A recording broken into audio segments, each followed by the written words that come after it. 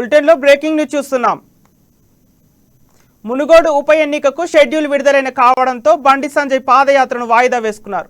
November 3న ఉప ఎన్నికకు polling జరగనుండటంతో మునుగోడుపై గురిపెట్టేందుకు Sanjay పాదయాత్ర వాయిదా పడింది. 4 విడతలను పూర్తి చేసుకున్న సంజయ్ పాదయాత్ర 5వ విడత ఈ నెల 15 నుంచి చేపట్టాలని, కానీ మునుగోడు ఉప ఎన్నిక షెడ్యూల్ విడుదల కావడంతో ఆయన పాదయాత్రను వాయిదా వేసుకున్నారు. బీజేపీ తరపున కోమటిరెడ్డి రాజగోపాల్ రెడ్డి బరిలోకి దిగుతుండటంతో బీజేపీ నేతలు ఎలాగైనా మునుగోడులో విజయం సాధించాలని భావిస్తున్నారు. అయితే రద్దు చేయబడిన పాదయాత్ర రీషెడ్యూల్ త్వరలోనే ప్రకటిస్తామని ఆ పార్టీ శ్రేణులు పేర్కొన్నారు.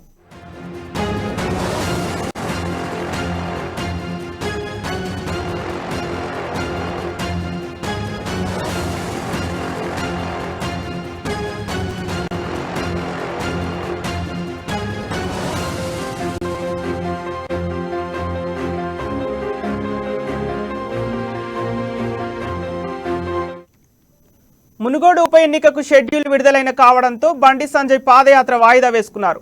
నవంబర్ 3న ఉప ఎన్నిక పోలింగ్ జరగనుండటంతో మునుగోడుపై గురిపెట్టేందుకు సంజయ్ పాదయాత్ర వాయిదా పడింది. 4 విడతలను పూర్తి చేసుకున్న సంజయ్ పాదయాత్ర 5వ విడత ఈ నెల 15 నుంచి చేపట్టాలి, కానీ మునుగోడు ఉప ఎన్నిక షెడ్యూల్ విడుదల కావడంతో ఆయన పాదయాత్రను వాయిదా వేసుకున్నారు. బీజేపీ తరపున కోమటిరెడ్డి రాజగోపాల్ రెడ్డి బరిలోకి దిగుతుండటంతో బీజేపీ నేతలు ఎలాగైనా మునుగోడులో విజయం సాధించాలని భావిస్తున్నారు. ఇక ఇదే అంశంపై తాజా సమాచారం మా సీనియర్ జర్నలిస్ట్ కృష్ణమూర్తి లైవ్ ద్వారా అందిస్తారు. Thank you Sampath.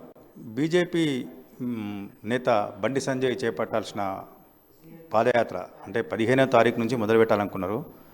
ఆదిలాబాద్ జిల్లా బాసర్లో పూజలు చేసి అక్కడి నుంచి ఒక 20 కిలోమీటర్ల దూరం ఖానాపూర్ నుంచి 5వ విడత పాదయాత్ర మొదలుపెట్టాలనుకున్నారు బండి సంజయ్. అయితే అనూహ్యంగా కాదు, ముందుగానే అనుకున్నటువంటిది. మునుగోడు ఉప ఎన్నిక షెడ్యూలు విడుదల కావడం, 3వ తారీఖున పోలింగు, నవంబర్ 3న పోలింగుకు తేదీ ఖరారు చేయడం, 6వ తారీఖున ఫలితాలు వస్తాయి. కాబట్టి ఈ ఎన్నిక ప్రచారంలో విస్తృతంగా పాల్గొనాల్సిన అవసరం ఉంది. పార్టీ శ్రేణులను ఎక్కడెక్కడ చైతన్యం చేసి వాళ్ళను కార్యరూపంలోకి దించాల్సిన బాధ్యత ఉన్న నేపథ్యంలో బండి సంజయ్ తన పాదయాత్రను వాయిదా వేసుకున్నారు. పాదయాత్ర దాదాపుగా 4 రోజులు వాయిదా పడే అవకాశాలు ఉన్నాయి.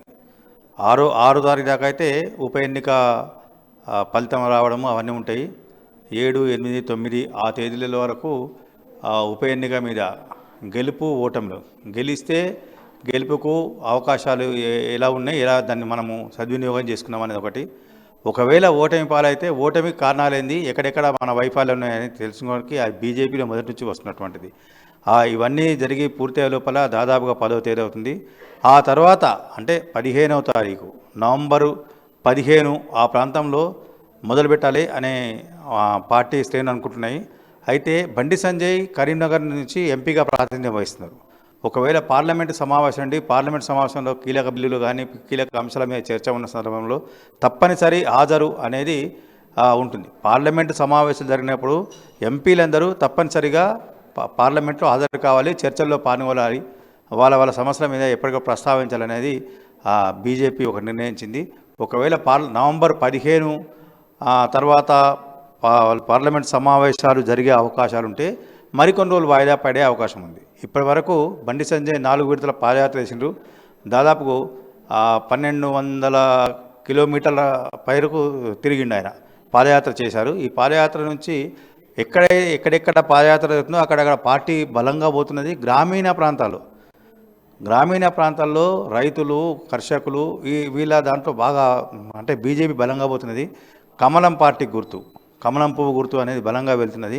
దీన్ని మరింతగా తీసుకెళ్ళాలి. 2023 ఎన్నికల కల్లా రాష్ట్రమంతా చుట్టేయాలి దఫల వారీగా అని ఏడాది క్రితం భావించి నిర్ణయించి ఈ పాదయాత్ర ప్రారంభించారు. మొదటి విడత పాదయాత్ర సక్సెస్ అయింది. 2వ విడత, 3వ విడత కూడా 2వ విడతలో బాగా జరిగింది. 3వ విడత నుంచి కొంత టీఆర్ఎస్ శ్రేణుల నుంచి కొంత ఇబ్బందికర పరిస్థితులు వచ్చినప్పటికీ పాదయాత్రను దిగ్విజయంగా పూర్తి చేశారు. 3వ విడత పాదయాత్ర అయితే చివరి క్షణంలో పాదయాత్ర జరుగుతుందా లేదా, పాదయాత్ర అర్ధాంతరం అయిపోతుందా, బహిరంగ సభ వరంగల్ జరగాల్సిన బహిరంగ సభ జరుగుతుందా లేదా అన్న అనుమానం ఉన్నప్పటికీ కోర్టు ఆదేశాలతోటి బీజేపీ నాయకత్వం పోరాడి ప్రభుత్వం మీద పోరాడి కోర్టును అనుమతి తీసుకొని బహిరంగ సభ నిర్వహించింది. 4వ విడత పాదయాత్ర గ్రేటర్ హైదరాబాదు పరిసర ప్రాంతాల్లోని నియోజకవర్గాల్లో సాగింది. కాబట్టి ఎటువంటి ఆటంకాలు చిన్న చిన్న సంఘటనలు అనేది సర్వసాధారణంగా ఉంటాయి కాబట్టి వాటి సంబంధం జరిగింది. అయితే 5వ విడత పాదయాత్రను పూర్తి స్థాయిలో అంటే గిరిజన ఆదివాసీలు ఎక్కువ ఉన్న నియోజకవర్గాల్లో చేయాలని నిర్ణయించి కొంత కార్యాచరణ కూడా సిద్ధం చేసి రూట్ మ్యాప్ను కూడా కొంతవరకు పూర్తి చేశారు రూట్ మ్యాప్ను. అయితే ఈ ఉప ఎన్నిక రావడంతో దాన్ని వాయిదా వేశారు.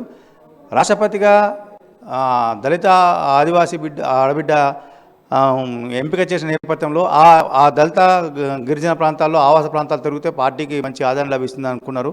అయితే మునుగోడు ఉప ఎన్నిక తర్వాత తిరిగి అదే ఖానాపూర్ నుంచి 5వ విడత పాదయాత్ర అయ్యే అవకాశాలు అయితే ఉన్నాయి. సంపత్, ఇప్పుడు అధికార పార్టీ జాతీయ పార్టీ ప్రకటించబోతుంది. అదేవిధంగా బండి సంజయ్ తన 5వ విడత పాదయాత్ర కూడా రద్దు చేసుకున్నారు. అయితే రాష్ట్రంలో ఎలాంటి పరిణామాలు చోటు చేసుకోబోతున్నాయి దసరా తర్వాత? అంటే దీనికి సంబంధించి ఏంటంటే